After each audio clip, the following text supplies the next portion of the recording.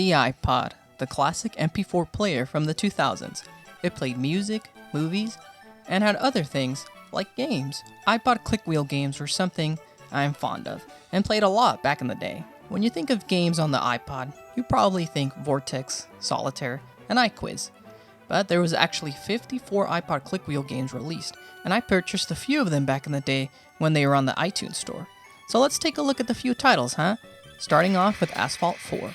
This is one of those games I bought on my iPod Nano 3G originally, and eventually I got the 5G that I have here, which doesn't work anymore without being plugged in. So I had to go and buy this 4G iPod Nano just for you all.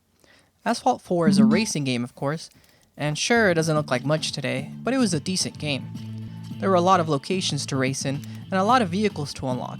The game was basically like those pre-smartphone games, and it looked like a flash game, but I played countless hours on my iPod back in like 2009 and 2010. It had races, time attacks, takedown modes, drifting modes, cop chases, you could take down other vehicles, you could outrun the cops, it had tilt controls, or you could use the click wheel to control the steering wheel in the game, and use the center button to use boost. As you won matches, you gained money in the game, and could upgrade your vehicles with parts, or buy new cars to race with. One of the few racing games on the iPod, Asphalt 4 was in my opinion the best one. The other racing games included pole position, but if you want to go fast, then you have to play Sonic the Hedgehog for the iPod. Another game I also purchased originally, don't worry about that, it's just a slice of cheese I forgot to pick up. Sonic on the iPod is a bit clunky, but once you get used to the controls, it's the full game. Now on the 3rd generation iPod Nano, I could play vertically like this, but on the 4th and 5th gen Nanos, I have to play horizontally, so depending on your iPod, your results may vary. To be honest, when I played this game on my iPod 15 plus years ago, it was actually the first time I had played through Sonic, and it may be my nostalgia goggles, but it was a great port.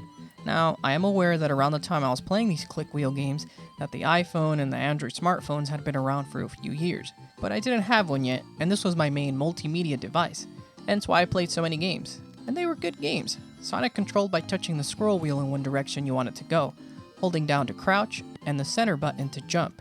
You could pause the game by hitting the menu button as well. And the cool thing about the click wheel games is that you could play your iPod music in the background when playing the games. Of course, this being Sonic, the music in the game was already top notch. As I mentioned, it's the full game, and it ran well on the iPod. This is probably one of the most advanced games on the iPod in terms of action platformers. But the iPod click wheel games were no slouch. There was a Tiger Woods golf game that I hadn't played before, and playing it now, I think this has the best graphics of all the games. It has full 3D, I don't know if it's 2D graphics made to look 3D, but 3D landscapes nonetheless. I'm not much of a golf game fan, but it's Tiger Woods. You can aim, shoot, pick your club, play in tournaments or quick matches. If I was into golf, I'm sure this would have been an impressive game on the iPod. Kind of how I played hundreds of hours on Real Soccer 2009. It was a simple soccer game that looked like an old soccer game back on the arcade or the Super Nintendo, but it had a lot of fun back in the day. Now if you're wondering how you can play these games, well, you can't. The iTunes store removed the Ipod Click Wheel games, but there is a project that was just completed that preserved all 54 Ipod Click Wheel games. I'm not affiliated with the creator of the project or anything, but I'll have the link to the GitHub page by Alsoro down below. Basically, you have to download some files provided and use the virtual computer provided as well to sync the games using iTunes on a virtual computer. Then drag and drop some of the files into the iPod folder. This project allowed me to play some of the old Ipod Click Wheel games from my past, and it's amazing work, so I would recommend checking it out if it's your cup of tea. And of course, you could support the creator and the video game companies that made those games. And again, I am not affiliated with them, but enough legal talks. How about one last game? Pirates of the Caribbean, Ager's Fire? Anyways, another game I had also played before, a lot, and it involves ship battles. You basically play in the Pirates of the Caribbean world and story, and battle ships, and sometimes even krakens.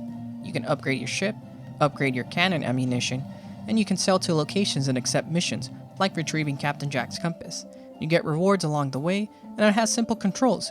Use the scroll wheel to stir the ship, and the center button to shoot cannonballs at other ships. It's a simple concept, but it works on the iPod perfectly. You can discover treasure and cargo, and the Pirates of the Caribbean theme adds to the vibe of the game. Oh, right, let me move this piece of cheese out of the way. Cheese touch! What's a cheese touch? What? Cheese touch? What? What does that mean? I don't know. What does that mean? I don't know. Cheese touch?